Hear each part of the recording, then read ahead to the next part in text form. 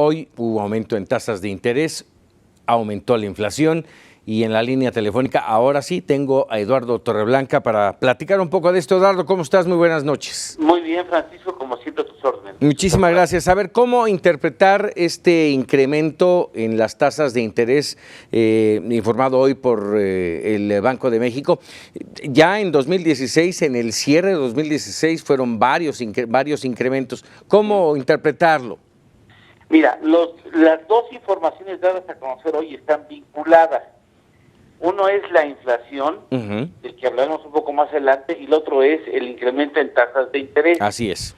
El segundo obedece al primero, es decir, el Banco de México incrementa en medio punto porcentual las tasas de referencia a los bancos comerciales, porque la inflación está ya fuera de rango. A ver, vamos a tratar de explicar con manzanitas. Exacto. El Banco de México es el banco de bancos, es el banco rector del sistema financiero mexicano.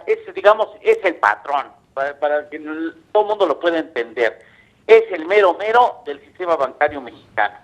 ¿Por qué incrementan las tasas de interés? Porque la inflación se salió de rango. ¿Qué es eso de rango? El Banco de México estableció una meta inflacionaria de 3 más menos un punto porcentual. Quiere decir que para que quedara en rango, en ese rango de inflación esperada y deseada, tenía que haber sido o de 2 a máximo 4%.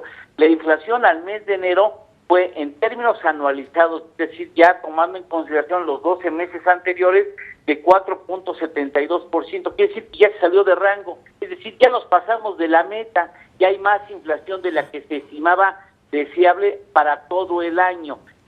Para que tengamos un parámetro de comparación, en enero del 2016 la inflación fue de 0.38%, ahora resultó de 1.70%. En términos anualizados, el año pasado estábamos en enero en una inflación anual de 2.61%, hoy estamos con una inflación de 4.72%.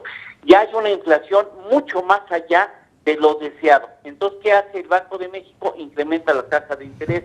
¿Con qué propósito incrementa la tasa de interés? Para que la inflación se contenga.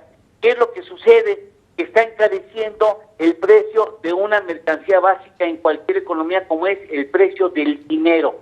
Tú quieres dinero, pides un préstamo, pues ahora te va a salir más caro obtener ese préstamo. Sí. Entonces, lo que haces, tú contienes el consumo, bajan los precios y así la inflación mantiene o tiende a irse hacia el rango establecido, el rango máximo establecido, que sería de 4%. La elevación de tasas de interés va a crecer el costo del dinero, es decir, el financiamiento será más caro y tiene un efecto de disminuir la actividad económica nacional, inhibe la actividad económica. Cuando quieres incentivar la actividad económica, bajan las tasas de interés.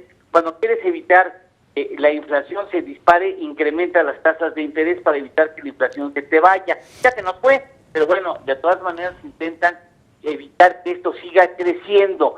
Y con esta medida también, entre las cosas buenas que puede tener, además de tratar de contener la inflación, es que la paridad entre el peso y el dólar tenderá a favorecer a la apreciación de la moneda mexicana. Sí, claro. Muchos capitales externos tratarán de regresar porque las tasas de interés que se ofrecen en México son muy atractivas.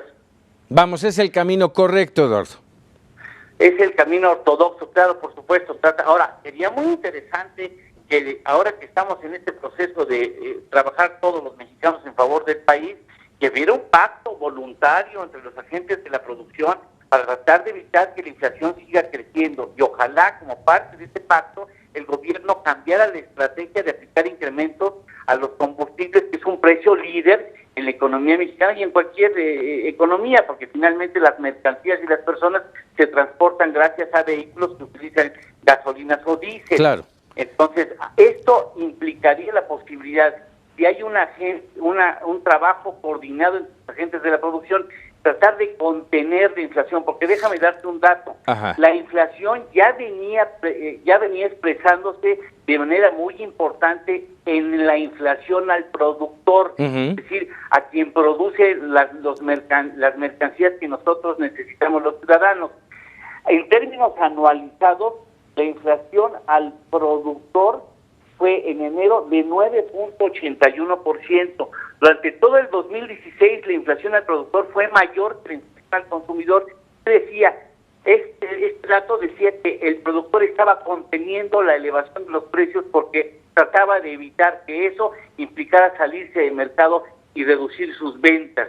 Ya venía arrastrando una inflación al productor mucho mayor, y con el gasolinazo se destapó la presión inflacionaria. Entre otras cosas también traía la causa o los efectos de una depreciación de la moneda, porque las mercancías que tenemos en México en gran parte están expresadas en dólares, como los alimentos que importamos o bien los bienes que necesitamos para producir otros bienes que pagan en dólares, y esa depreciación implicaba presiones inflacionarias. Este plan de contingencia del que hablas seguramente es el que están trabajando a marchas aceleradas tanto la CONCAMIN como el Consejo Coordinador Empresarial.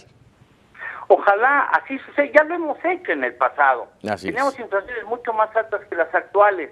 Si nos ponemos realmente a trabajar en favor del país, podremos contener la presión inflacionaria y saldremos adelante. Por supuesto que hay posibilidades de hacerlo si trabajamos coordinadamente, y en eso los precios del sector público juegan un papel muy relevante. Yo creo que es importante que el gobierno federal reconsidere la estrategia de aplicar más gasolinazos. Puede hacerlo de otra manera, ajustando el cinturón o aplicando ajustes importantes en sus gastos. Pues Eduardo, como siempre, un gusto platicar contigo. Muchas gracias. Al contrario, a ustedes, buenas noches. Buenas noches, Eduardo Torreblanca.